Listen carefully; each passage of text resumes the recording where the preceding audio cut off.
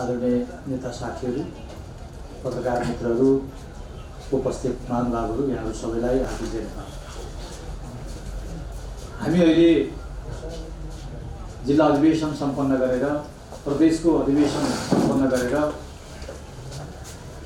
महाधिवेशनका लागि 14औं महाधिवेशनका लागि उम्मेदवारीको घोषणा गर्ने, त्यसका लागि तयारी गर्ने र हामी किन उम्मेदवारहरू तयार भइराखेका छौँ भन्ने कुराको जस्टिफाई गर्ने अभियानमा छौँ।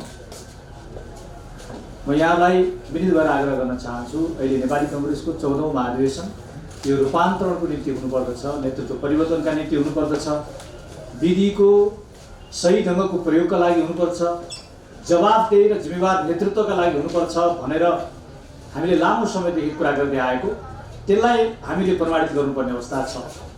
देशभरिबाट विभिन्न उमेर समूहका साथीहरू महासमिति महाधिवेशन जितेर आउनुभएको छ, क्षेत्रीय सभापति भएर आउनुभएको छ। जनसम्पर्क समितिबाट धेरै मुलुकबाट साथीहरू हाम्रो 14औं महाधिवेशनलाई सम्पन्न गराउने, आफूले चाहेको नेतृत्व स्थापित गर्ने र त्यो नेतृत्वभित्र सबैको समान अस्तित्व कायम गर्न सक्ने एउटा परिस्थिति सृजना गर्ने उद्देश्यका साथ साथीहरू आउनुभएको छ। यो बिचमा हामीहरूले विभिन्न तहको उम्मेदवारीहरू घोषणा गरिरहेका छौँ, जस अन्तर्गत धादिङ जिल्लाको निवर्तमान सभापतिको रूपमा काम गरिसकेको, त्योभन्दा अगाडि पनि पार्टीको विभिन्न जिम्मेदारीतामा, विदेश विभागको जिम्मेदारीतामा, पेसा व्यवसायीहरूको छाता सङ्गठनहरूको जिम्मेदारीतामा, नेपाल विद्यार्थी सङ्घको जिम्मेदारीतामा थुप्रै समयमा थुप्रै प्रकारका जिम्मेदारीता पुरा गरेर अहिले 14औं महाधिवेशनको सन्दर्भमा साथीहरूको बिचमा यो उम्मेदवारी प्रस्तुत गर्दा मैले सबैभन्दा पहिला नेतृत्व जवाबदेही हुनुपर्छ, नेतृत्व जिम्मेदार हुनुपर्दछ, नेतृत्व रेस्पोन्स र रेस्पेक्ट गर्न सक्ने हुनुपर्दछ। अहिले कार्यकर्ताको रेस्पोन्स भइराखेको छैन, नेताहरूलाई रेस्पोन्स गरिसक्ने बाटोमा सिर्जना भएको छैन। रेस्पेक्टको कुरा गर्नुभयो भने हाम्रो अघिल्लो पुस्ता, हामीभन्दा अग्रजहरूले अहिले ठुलो गुनासो काङ्ग्रेसका नेताहरूमाथि गरिरहेको छ। मेरो त्याग तपस्या, मेरो परिवारको बलिदानीको कुनै प्रकारको सम्मान हुन सकिराखेको छैन, पार्टीमा सम्मान गर्ने बाटोमा सिर्जना भइराखेको छैन, पार्टीको दस्तावेजीकरण यति कमजोर बनेको छ। हामीहरू को कहिले कति वर्षदेखि काम गऱ्यौँ भनेर हामीले खोज्न गयौँ भने त्यो हामीले आज 21औं शताब्दीको यो टेक्नोलोजीको जमानामा, विज्ञान र प्रविधिको जमानामा हामीले आज त्यो पाउन सक्ने अवस्था छैन। हामीले एउटा नीति पास गर्छौँ, त्यो नीति कानुन नआइकन तत्काल त्यो हामीले प्रयोग नगरिकन हामी बदल्छौँ। हाम्रो भातृ संस्थाहरूको अवस्था, शुभेच्छित संस्थाको अवस्था हामीले हेर्यौँ भने हामी बडो अप्ठ्यारो अवस्थामा छौँ। हामी उमेरकै कुरा गर्दा नेभी सङ्घलाई हामीले 32 वर्षभन्दा तल लानुपर्छ भन्यौँ, केन्द्रीय समितिको बहुमतले पास गरायौँ, कोही मान्छेहरू त्यसलाई विस्थापित गराउनु पर्ने थियो, विस्थापित गरायौँ। त्यही मूल नेतृत्व फेरि मलाई 52 वर्षको नेतृत्व चाहियो, किनभने म केन्द्रीय समितिमा छु, मैले जे बोल्छु त्यो हुन्छ। या कुनै विधिको नीतिको कुरा हुँदैन। यो विधिमा नेपाली कांग्रेस पार्टी सञ्चालन भएको हुनाले हामीले महाधिवेशन तोकिने समयभन्दा अगाडि हुनुपर्छ आवाज उठायौँ। यहाँलाई राम्रो जानकारी छ, काठमाडौँमा भएको 2 वर्ष अगाडिको महासमितिको बैठकमा हामीहरूले जे कुरा उठाएका थियौँ, केन्द्रीय समितिले जे कुरा अनुमोदन गर्छु भनेर शीर्षस्थ तहको नेताहरूले हाम्रो बिचमा कमिटमेन्ट गर्नुभएको थियो, त्यो पनि केन्द्रीय समितिको बहुमतको नाममा उहाँहरूले त्यो फाल्नु।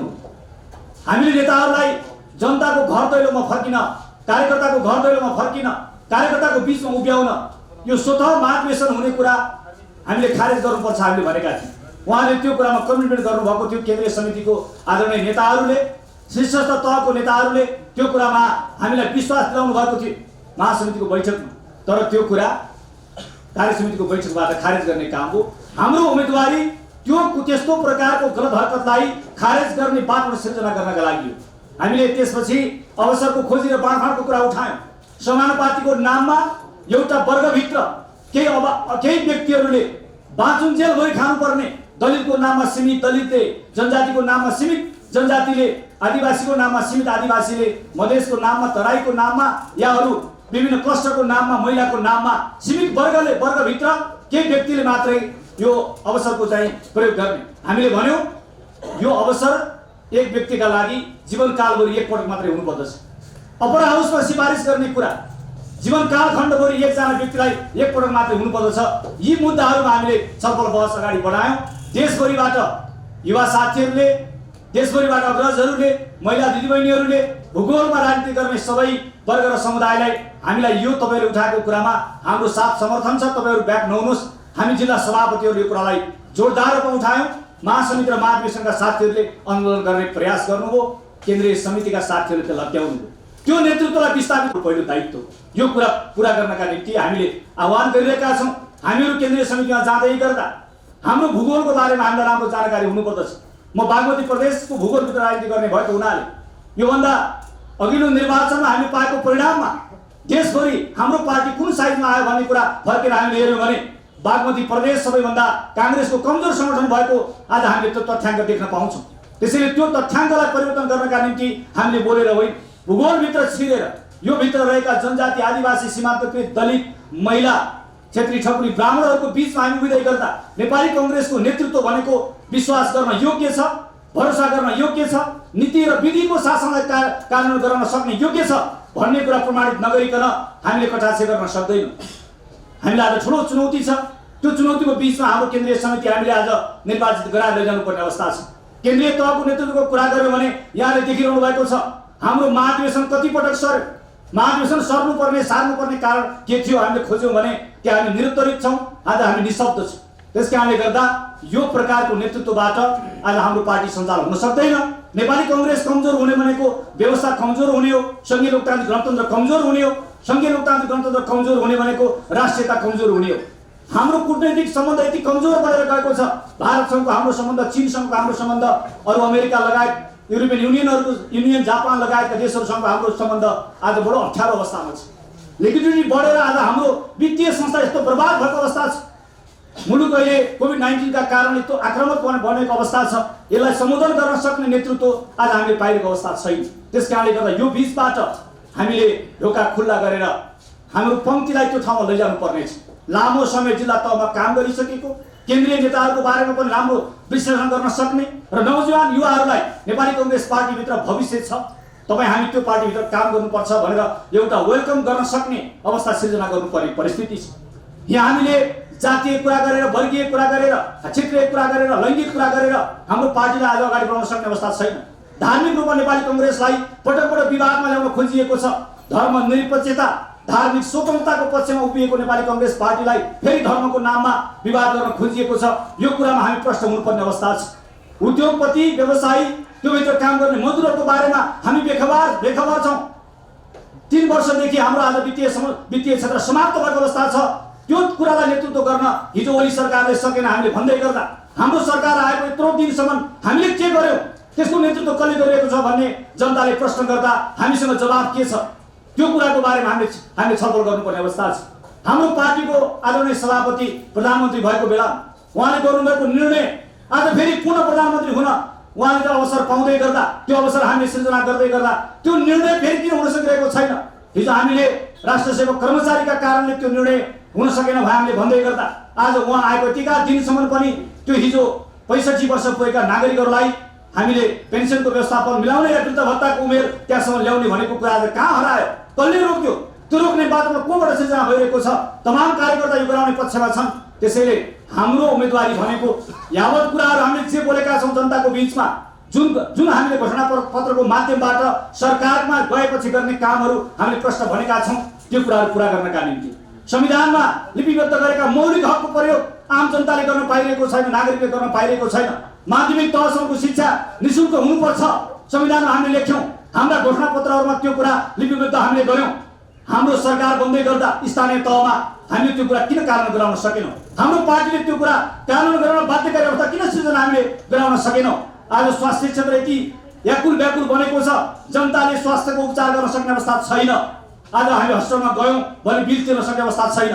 आज हामीले स्वास्थ्य बिमा लिएर आएर आम जनतालाई किन सम्बोधन गर्ने एउटा सरकारी बाटो निर्माण गर्न पार्टीको तर्फबाट हामीले प्रयास गरिरहेका छैनौँ।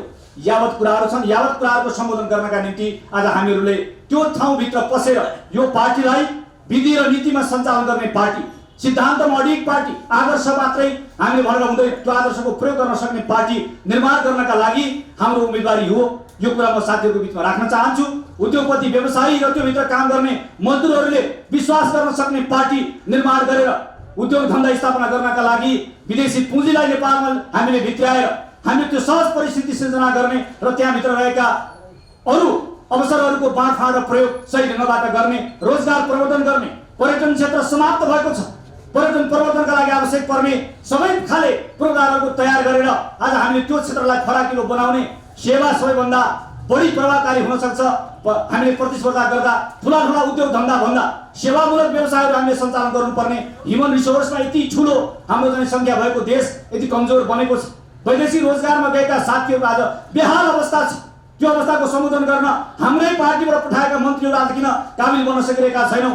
यसप्रति हामी बडो गम्भीर बन्नुपर्ने अवस्था भएका हुनाले देश र देश बाहिर र देशभित्र रहेका साथीहरूलाई मेरो अनुरोध छ, हामीले थुप्रै फाँटमा काम गरेको अनुभव छन्। त्यो अनुभवहरूलाई केन्द्रीय समितिमा हामी आफ्नो उपस्थिति गराएर कानुनको दिशामा यो पार्टीलाई सबैको भरोसायोग्य पार्टी बनाउने, सबै वर्ग र समुदाय सबै भूगोलमा रहेका साथी, चाहे तराईमा रहनुहोस्, मधेसमा रहनुहोस्, चाहे हिमाली क्षेत्रमा रहनुहोस्, चाहे पहाडमा रहनुहोस्, चाहे जुनसुकै वर्ग र समुदायमा तपाईँ हामी हुर्क्यौँ, त्यो सबै वर्ग र समुदाय र भूगोलमा रहेका साथीहरूलाई एउटा आत्मसम्मान र उहाँहरूको रेस्पोन्स गर्न सक्ने एउटा परिस्थिति सृजना गर्नका निम्ति उम्मेदवारी हामीले तय गरेका छौँ। यो अनुमोदन गरिदिनका निम्ति म आदरणीय सबै मतदाता र सबै शुभेच्छुक समर्थकहरूलाई अनुरोध पनि गर्न चाहन्छु। तपाईको उम्मेदवारी केन्द्रीय सदस्य तर केन्द्रीय सभापति कसलाई बनाउनु? हामी लामो समयदेखि हामीले होमवर्क गरिरहेका छौँ। हामी अहिलेको नेतृत्व आदरणीय शेरबहादुर देउवाको नेतृत्वबाट यो पार्टी चल्दैन, उहाँले पार्टी राम्रोसँग चलाउन सक्नु भएन भन्ने कुरामा विवाद छैन। उहाँ केन्द्रको संस्थापन, म जिल्लाको संस्थापनबाट भर्खर मात्रै अधिवेशन सम्पन्न गराएर आएको, यो कुरा निर्भीकताका साथ भन्छौँ। उहाँले वैज्ञानिक व्यवस्थापन गर्न सक्नुपर्दछ।